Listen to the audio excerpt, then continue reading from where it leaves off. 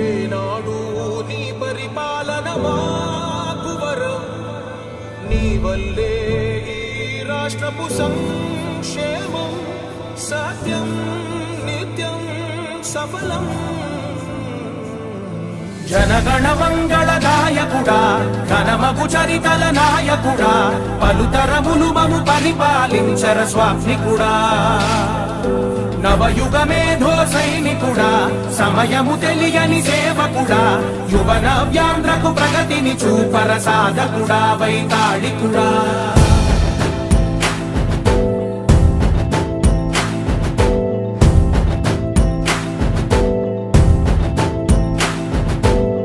ప్రతి ఇల్లు నిన్నే నిన్నే పిలిచింది, ప్రతి గడప నీకే స్వాగతమంటోంది.